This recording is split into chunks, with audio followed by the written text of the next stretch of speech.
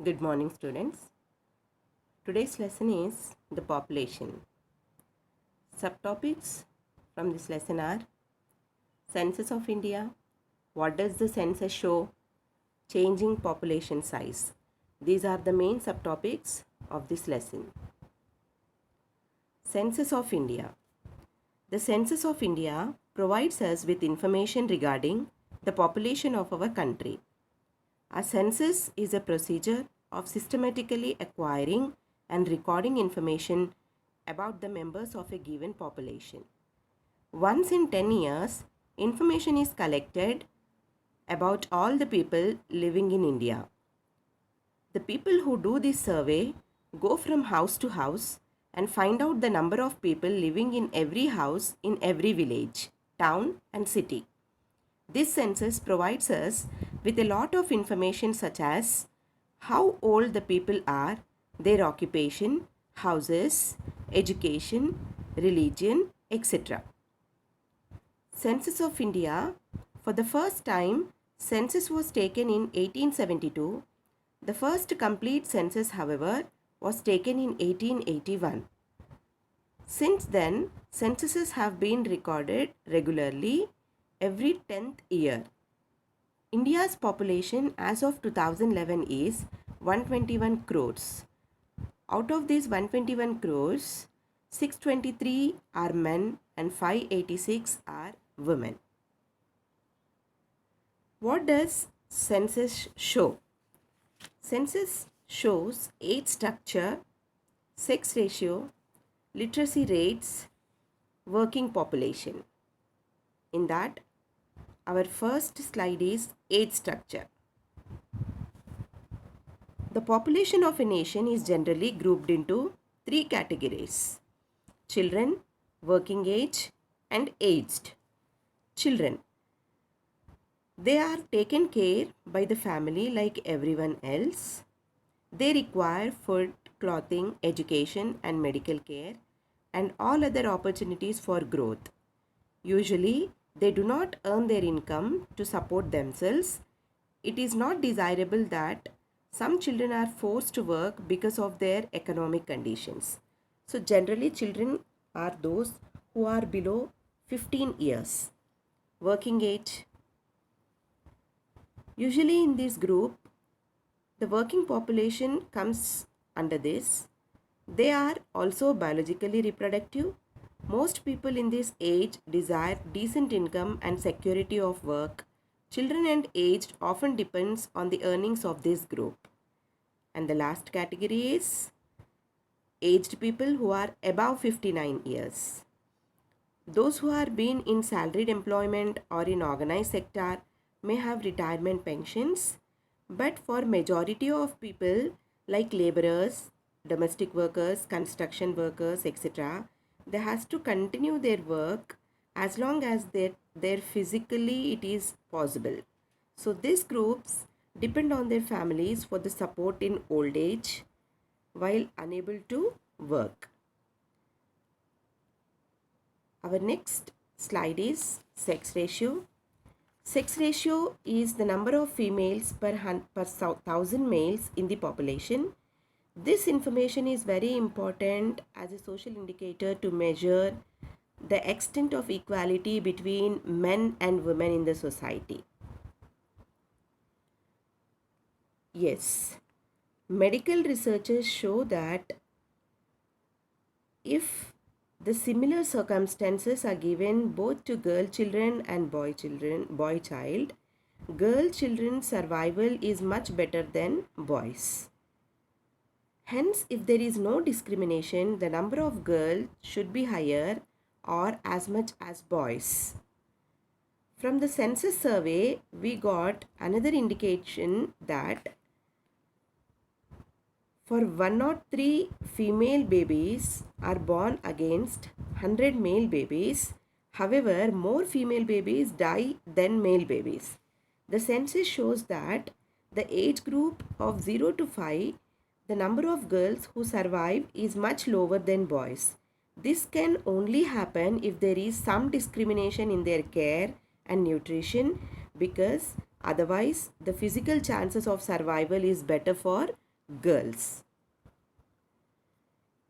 You can look at this graph of India's population sex ratio from 1951 to 2011, where for every 1000 males in each decade, we see the female population is less and it's not equal to 1000.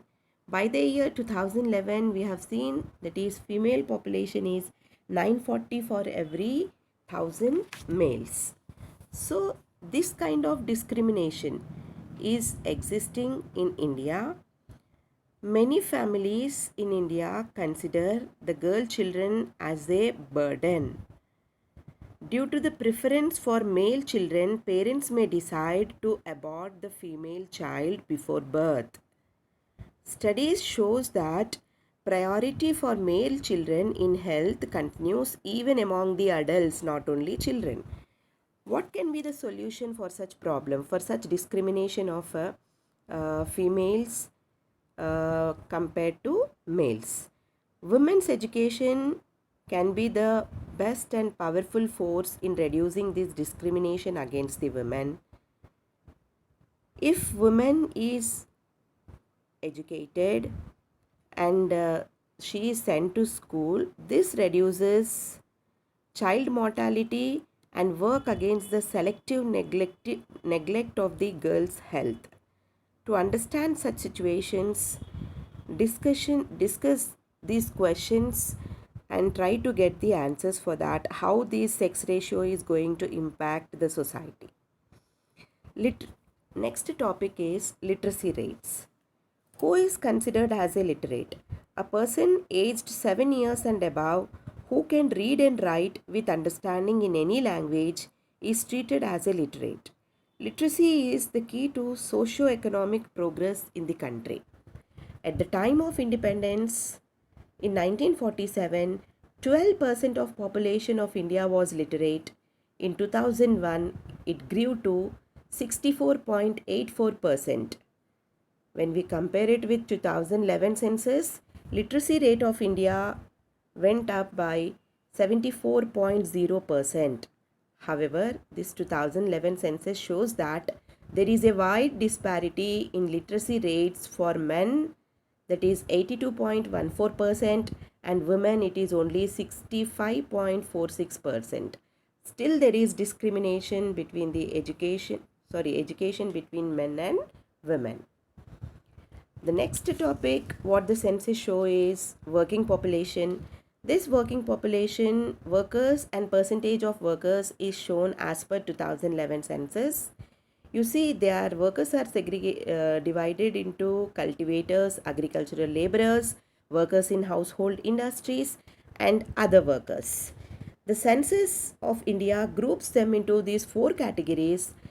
Cultivators are those who are the farmers who work in the farms or supervise the land that they own or take on rent. Agricultural labor, they are 25%. Agricultural laborers are those who work on the others' farms for wages in cash or kind, they are 30%. Workers in household industries would be those who are manufacturing or repairing some products at home, such as dehusking of paddy, beady workers, potters, weavers, repair of footwear, manufacturers of toys, matches, etc. Those are 4%. Other workers would be those who are employed in factories, trading, casual laborers, and all other occupations comes under these other workers. This is what the working population, which is between 15 to 59 age group, are shown in this table. Now, the next topic is changing population size. We know that population is dynamic. The numbers, distribution, and composition of the population are always changing. This is because of the interaction of these three processes, that is births, deaths, and migrations. What is birth rate? Birth rate is the number of live births per 1000 persons in a year. In India, the birth rates always been higher than death rates. What is death rate? Death rate is the number of deaths per 1000 persons in a year. In India, there is a rapid decline in death rates which is the main cause of growth of the Indian population. Till 1980, high birth rates and declining death rates resulted in higher rate of population growth, but since 1981, birth rates have also started declining gradually, resulting in a gradual decline in the rate of population growth. The third process is migration. So migration is a movement of people across regions and territories. This can be internal within the country or international between the countries. So these are the three main processes through which population change is taking place. Now population growth. How can we identify this population growth?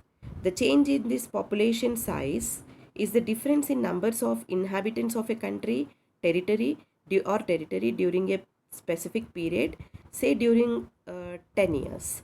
Such a change can be expressed in two ways, that is absolute numbers or percentage change. This change, which is expressed in two ways, are in terms of absolute numbers or in terms of percentage change. How can we calculate the change in absolute numbers? The absolute numbers is calculated by simply subtracting the earlier population, that is example here it is updated version, that is 2011 census can be subtracted, 2001 census can be subtracted with 2011 census. Then we'll be able to get the absolute increase in population in this decade from 2001 to 2011. You can see the rate of population is studied in percentage also. The second way is percentage change. Example, a rate of increase of 2% per annum means that in a given year there was an increase of 2% for every 100%. So to get the rate percentage per annum, we do it with we calculate it for every 100%. This is referred to as annual growth rate.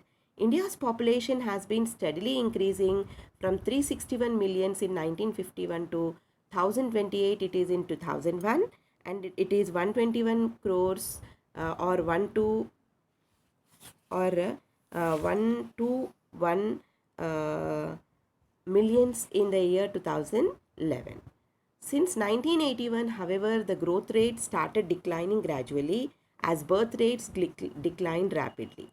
But India has a very large population, so when a low annual rate is applied to a very large population, it yields large absolute increase. At this growth rate, India may overtake China in 2045 to become the most populous country in the world. The next topic of today is fertility rate in India. How do we understand this fertility rate? We use another concept or how do we understand this trend of population growth? It is through another way called as fertility rate. It is nothing but total births per woman. Fertility rate is. Total fertility rate is the number of children that woman is likely to give birth if she were to live to the end of her childbearing years. Okay, if this declines, then we can say that couples are deciding to have less children. So, the fertility rate for India in 1961 was 5.9, which indicates that on an average, each woman was likely to bear 5 or 6 children in 1961. Now, there have been some changes in this outlook. Present fertility rate in the year 2011 in India is 2.7, which means every woman on an average would like to give birth to almost 2 to 3 children. Okay, this graph will let you know that how this decline of this line graph has taken place, where the fertility rate was decreasing. So this is another way to tell how the birth rate is gradually decreasing since 1960s till 2011. Now the last topic of this population lesson is population density. What is population density? Population density provides a better picture of its distribution. Population density is calculated as the number of persons per unit area. India is one of the most densely populated countries of the world. The population density of India in the year 2011 was 382 persons per square kilometer. Density varies from 1102 persons per square kilometer in Bihar to only 17 persons per square kilometer in Arunachal Pradesh. What are the reason why there is a lot of variations in this population density is? There are many reasons again, like Assam and the most of the peninsular states have moderate population densities. The reasons for this is hilly regions, dissected and rocky nature of the terrain. These regions which have these rocky nature, etc., have where moderate to low rainfall is found, shallow and less fertile soils are found. They are influenced by these moderate population. Okay, population densities. And when we compare these peninsular states which have moderate densities to those regions which have flat plains like northern plains of India and Kerala in the south, these have very high density of populations because there the soils are very fertile and rainfall is very abundant. So this is how depending upon the weather conditions and climatic conditions and also the physiographic features, the density of population is varying in different states compared to Bihar, where 1102 people will be living in 1 square kilometer area, whereas 17 people only are living in Arunachal Pradesh with those all no proper facilities and because of hilly regions, etc., etc. So by this we have come to the end of this lesson, children. Have a good day.